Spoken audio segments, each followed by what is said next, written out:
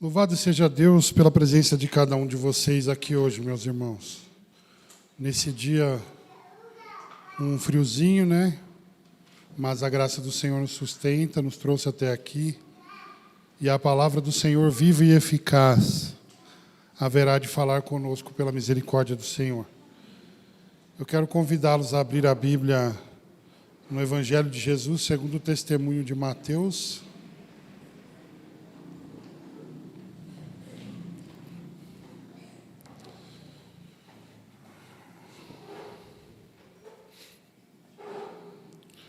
Mateus capítulo 4, e nós vamos ler do versículo 12 até o versículo 17.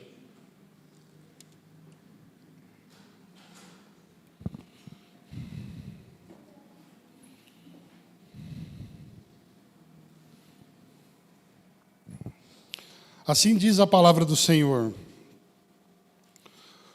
Quando Jesus soube que João havia sido preso, retirou-se para a Galiléia, deixando Nazaré, foi viver em Cafarnaum, cidade às margens do lago, nos territórios de Zebulon e Naftali, para que se cumprisse o que havia sido falado pelo profeta Isaías: terra de Zebulon, terra de Naftali, caminho do mar além do Jordão, Galiléia dos gentios. O povo que vivia em trevas viu uma grande luz. Sim, uma luz raiou sobre os que viviam na região da sombra da morte. Daí em diante, Jesus começou a pregar dizendo: arrependei-vos, porque o reino do céu chegou. Até aqui, irmãos. Vamos orar mais uma vez. Senhor, obrigado pela tua palavra. Obrigado pelo acesso à tua palavra. Senhor, mas nós reconhecemos que para compreendê-la e para levá-la à prática nas nossas vidas, nós precisamos da ação do teu Espírito em nós.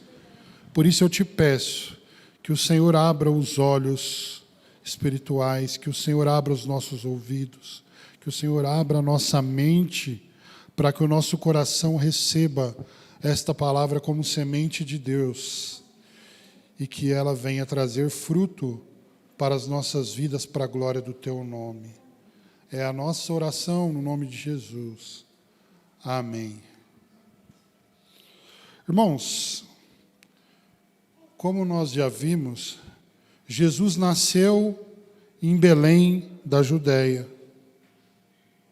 mas ele cresceu em outra região, a região de Nazaré da Galiléia, local onde ele passou a maior parte da sua vida. E agora, nessa passagem, nós vemos que Jesus deixou a cidade de Nazaré e ele mudou-se para uma nova cidade chamada Cafarnaum, uma outra região da Galiléia. E essa mudança ela foi motivada por alguns fatores. Em primeiro lugar, Jesus mudou para Cafarnaum porque era o lugar onde ele haveria de iniciar o seu ministério público. E ele tinha sido preparado para dar início ao seu ministério através do batismo nas águas, como nós vimos, e através da tentação pelo diabo no deserto da Judéia.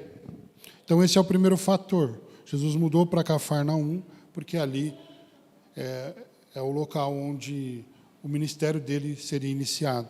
Em segundo lugar, Jesus voltou para a Galiléia e mudou-se para Cafarnaum logo que ele ficou sabendo que João Batista tinha sido preso. E como nós sabemos, João Batista foi preso porque ele repreendeu o rei Herodes Antipas por conta de um relacionamento adúltero dele. Ele se relacionou com Herodias, que era esposa do seu irmão. E João Batista foi e disse: não é lícito que você faça isso.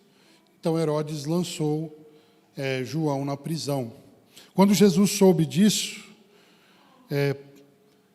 percebendo que aquela região não era uma região tão segura, então porque João tinha acabado de ser preso, ele partiu de volta para Galiléia e foi morar em Cafarnaum.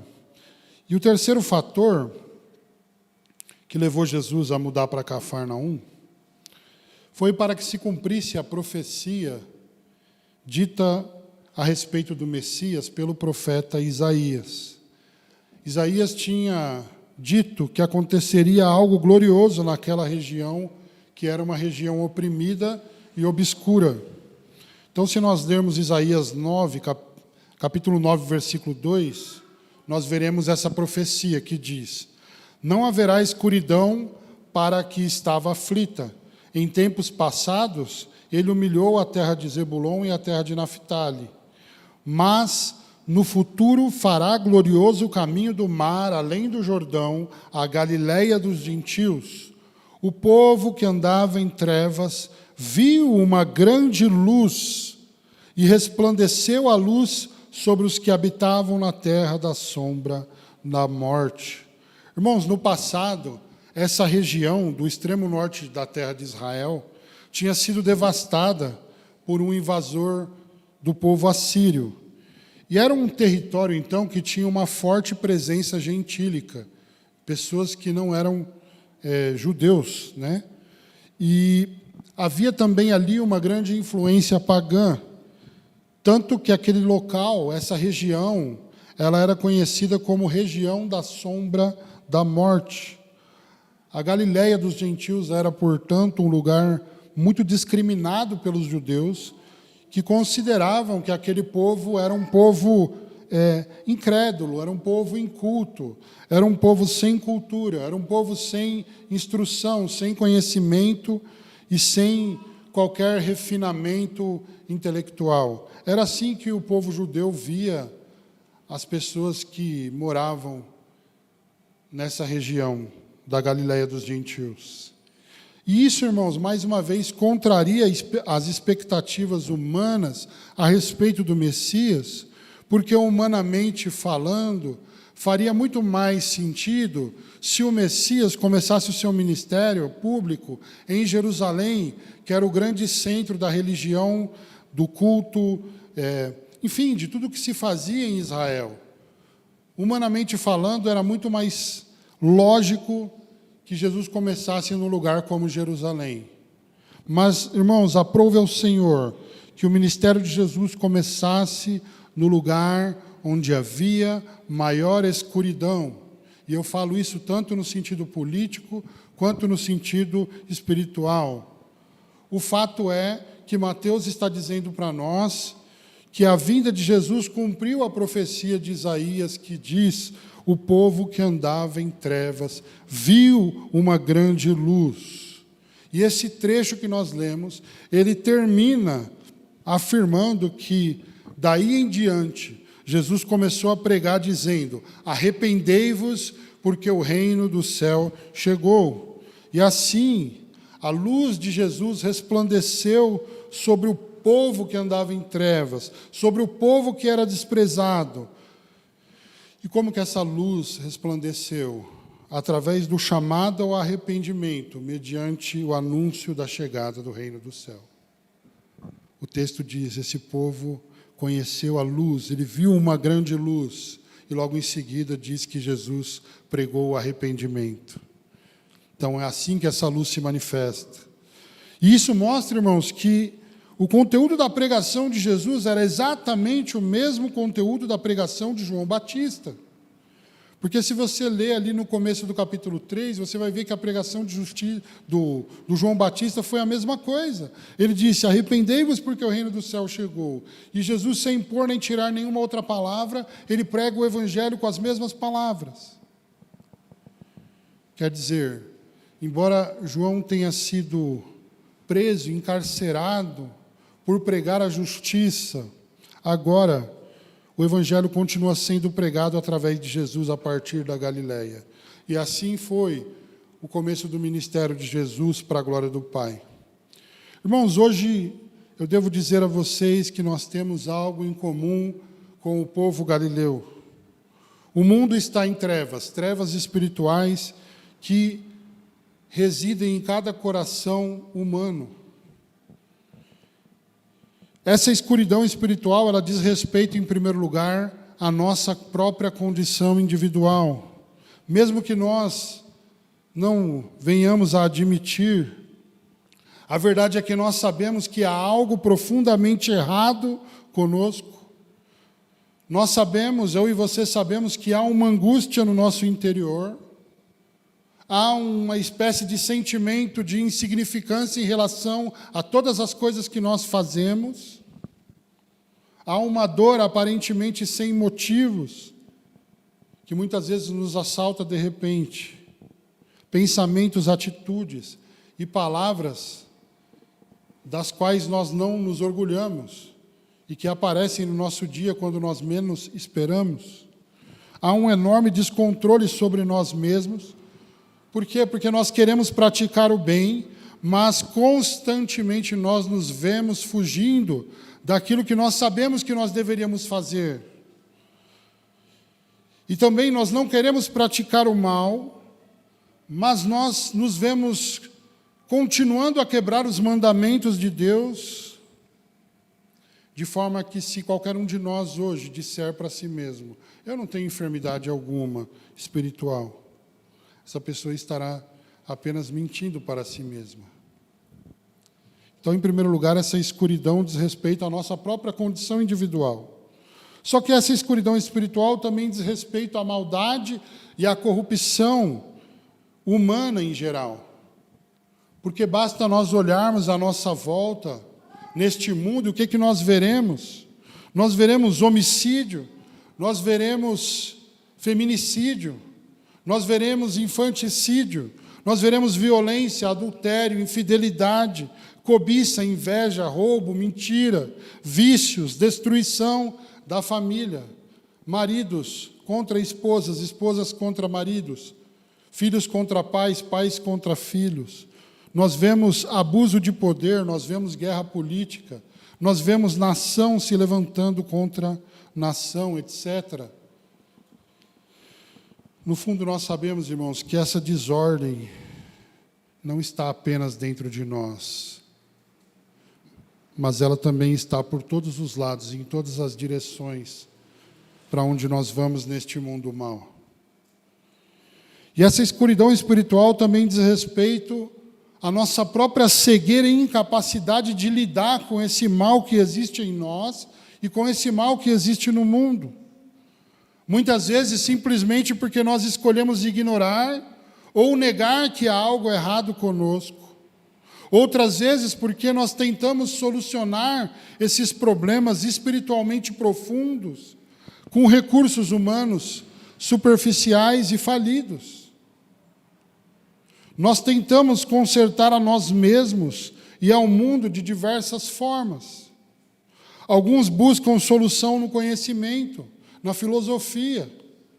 Outros se apegam a tratamentos emocionais da psicologia. Outros colocam esperança em modelos de governo, na política. E ainda outros, enfim, se a gente ficasse dando exemplos, talvez a gente ficasse aqui a manhã inteira.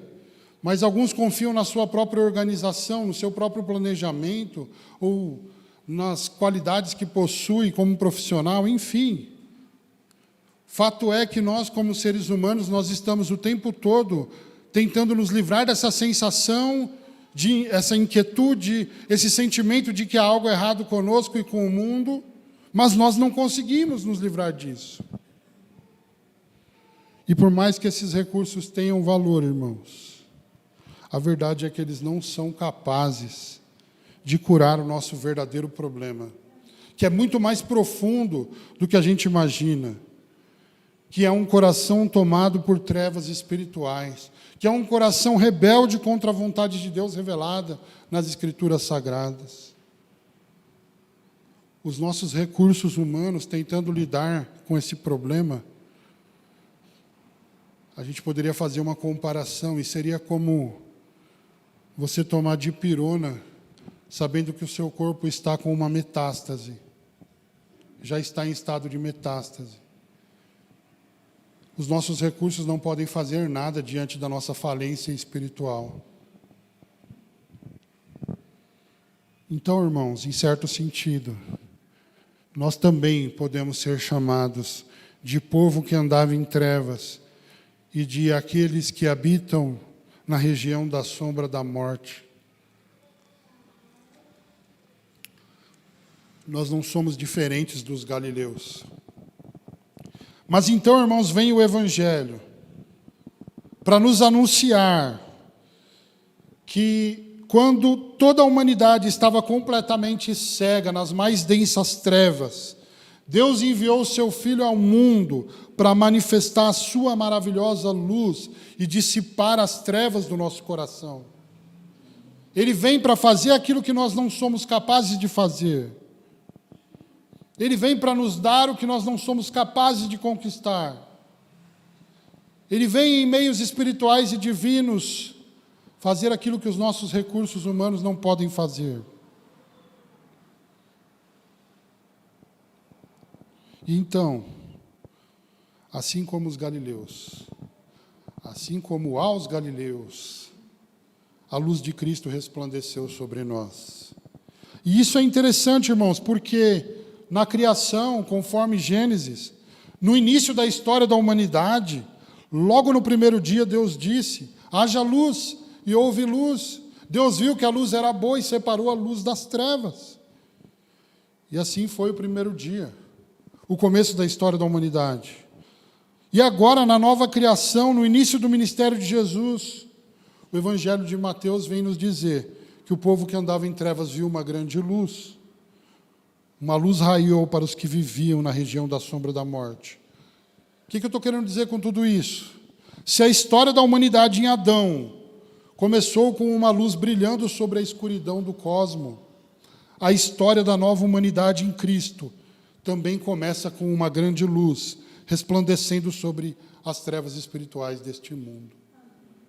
Mais uma vez, Mateus está nos indicando o recomeço da história, que Deus está fazendo algo por nós e em nosso lugar, para que nós não sejamos condenados, para que nós sejamos novas criaturas, para que as coisas velhas vão embora e tudo se faça novo.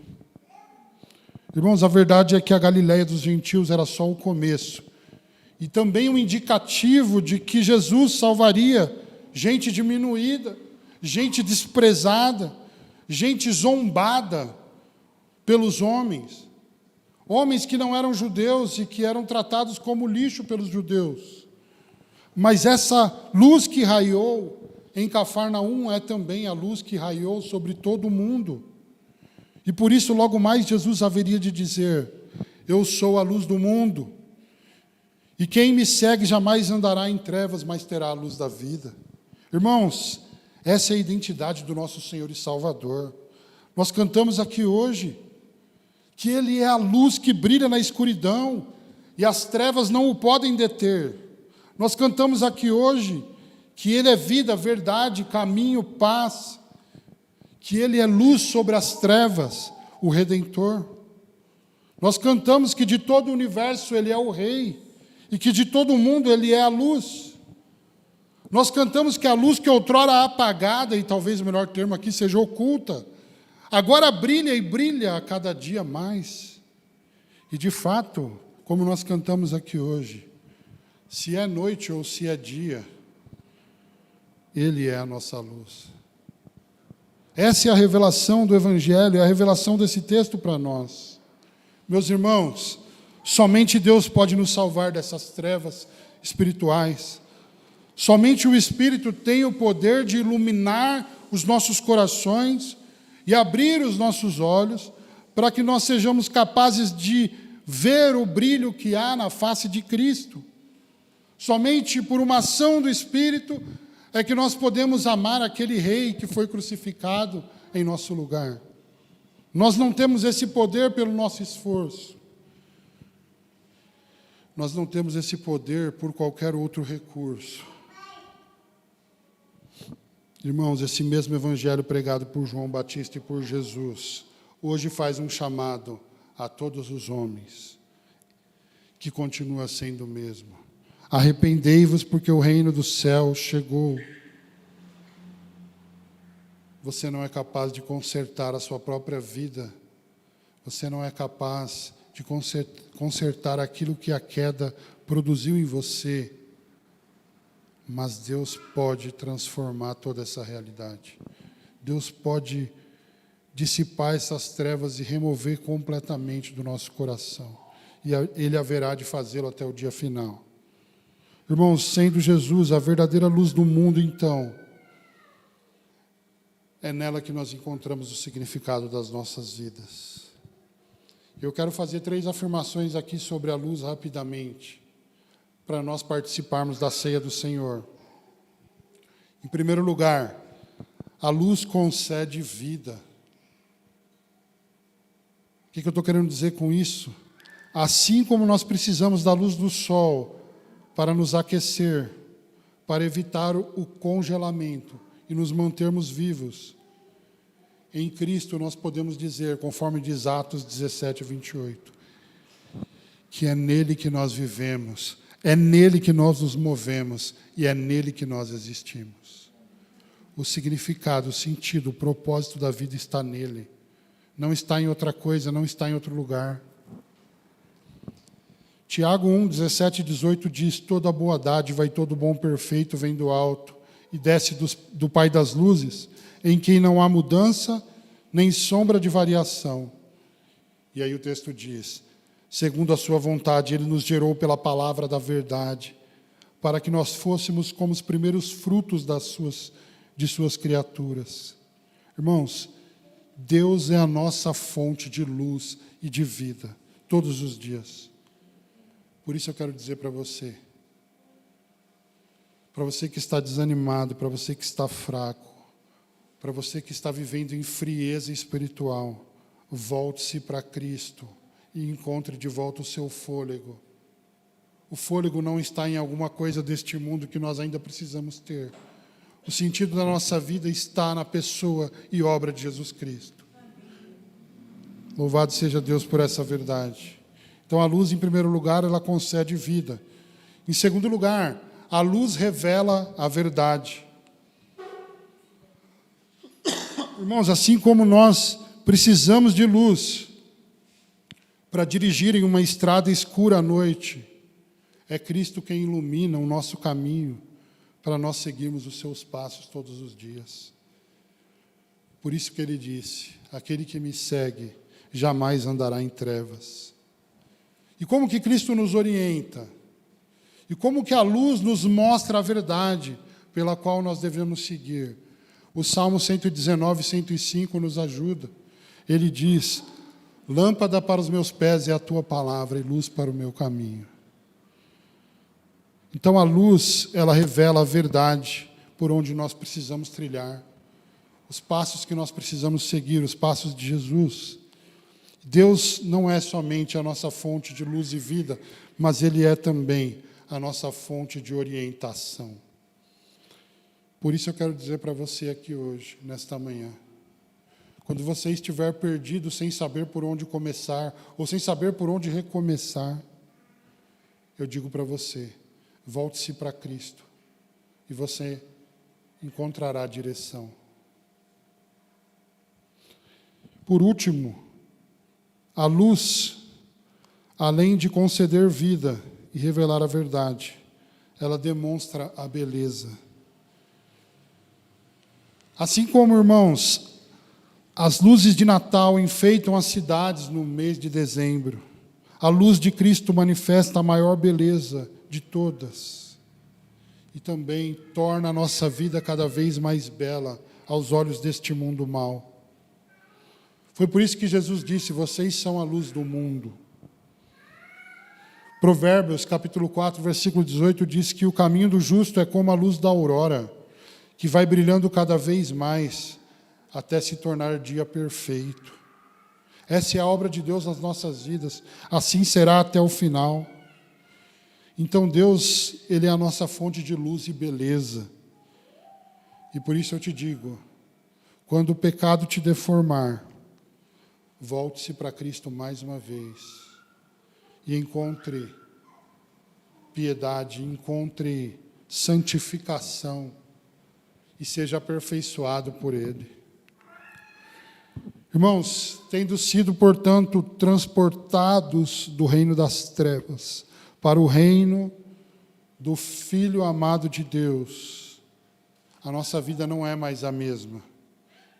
Então, aqueles que foram salvos, eles já não são dominados pelo pecado, eles já não vivem mais em trevas, mas eles são luz no Senhor. E essa luz resplandece diante do mundo, que glorifica ao Pai, observando as boas obras que há em nós. Então, nós agora precisamos andar na luz, assim como Ele está na luz. Como nós já lemos aqui, se alguém diz que está na luz, mas não anda como Ele andou, é mentiroso. A luz que há na pessoa de Jesus Cristo precisa resplandecer e precisa aparecer nas nossas próprias vidas agora. O resultado dessa obra de Deus em nós, portanto, é a vida, a verdade e a beleza. E isso nos torna verdadeiramente felizes, alegres, realizados e satisfeitos nele. Para encerrar este sermão, eu tenho algumas perguntas para fazer a nós hoje. Você tem encontrado satisfação no seu relacionamento com Deus? Você tem encontrado satisfação na pessoa de Cristo? E você tem sido completo por ter Cristo na sua vida? Ou ainda assim, você dizendo que tem Cristo, permanece um descontentamento constante, como se Cristo ainda não fosse o significado máximo da nossa vida? Sua alegria hoje depende de algo que você acha que ainda precisa acontecer na sua vida? Olha, quando eu me formar, quando eu tiver uma faculdade, quando eu fizer um mestrado, quando eu comprar a minha casa, quando eu comprar o meu carro, aí finalmente eu serei feliz. Quando eu for mãe, ou quando eu for pai, ou qualquer outra coisa desta vida. Será que nós ainda não estamos pensando que a nossa felicidade está no amanhã, em alguma coisa que a gente vai conquistar neste mundo? Se nós estamos vivendo dessa forma, nós estamos redondamente enganados. Porque a verdade é que quando você conquistar todas essas coisas, se nós chegarmos até lá, nenhuma delas será capaz de satisfazer o nosso coração. As trevas continuarão. Porque nenhuma dessas coisas pode dissipar as trevas que há em nós, a não ser a graça de Deus, a não ser o poder de Deus, a não ser a aplicação da obra do Espírito Santo em nossos corações pelo Espírito. É só isso que pode nos transformar, é só isso que pode nos salvar.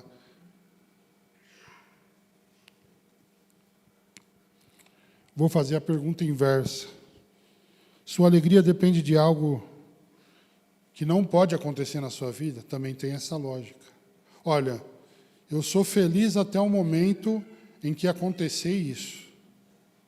Eu sou feliz até o momento em que acontecer aquilo. Eu sou feliz até o momento em que morrer tal pessoa que eu estimo muito. Eu sou feliz até o momento que eu perder tal emprego. Eu sou feliz até o momento em que esse relacionamento termine. Percebe que essas perguntas revelam ídolos do nosso coração. Coisas que nós, às vezes elas são até boas, mas quando elas se tornam supremas, elas estragam tudo. Porque nós não sabemos nos relacionar com essas coisas. Irmãos, Cristo deve ser a razão máxima da nossa vida. Se Cristo está presente nas nossas vidas, como o Evangelho afirma, ou como Ele mesmo disse, eis que eu estou convosco todos os dias, até a consumação dos séculos. Nós não precisamos de mais nada para sermos felizes, completos e satisfeitos.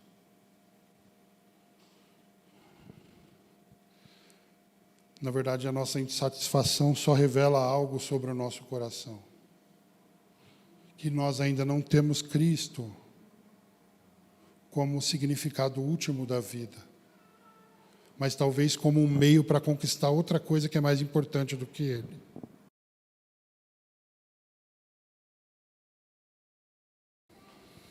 mas para todos aqueles que, colocando qualquer coisa ao lado de Cristo, como Paulo disse, olha, ele fez uma lista de coisas importantes para ele, e depois ele disse, quando eu comparo todas essas coisas a Cristo, elas são como esterco, como refúgio, como lixo. Por mais valiosas que sejam, em comparação a Cristo, é lixo. E é por isso que nós cantamos aqui hoje, que para nós Ele é o melhor desta vida.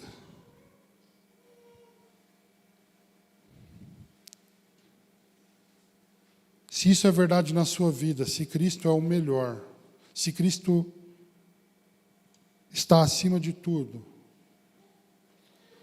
então nós precisamos demonstrar isso, amando a Cristo e dizendo a Ele todos os dias, ser o primeiro do meu coração, como nós cantamos aqui. Esse é o desafio deste sermão para nós, irmãos.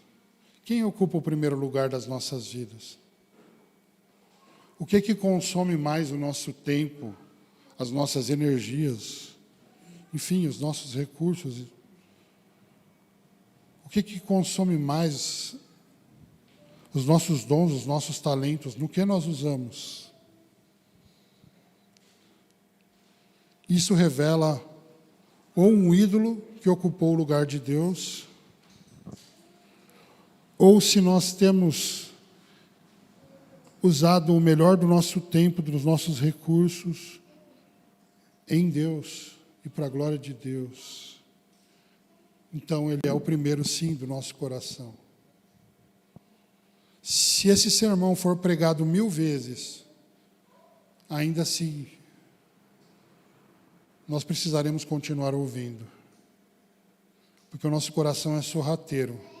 A gente sai daqui e a gente já busca um novo ídolo, alguma coisa que se torna mais importante do que Deus novamente. Por isso, o chamado do Evangelho para nós hoje é nos arrependermos e confiarmos em Cristo, mas mudarmos de direção e continuarmos todos os dias buscando priorizá-lo acima de tudo, de qualquer outra coisa. Jesus é mais valioso do que prazeres. Jesus é mais valioso do que dinheiro. Jesus é mais valioso do que qualquer coisa que eu e você tenhamos.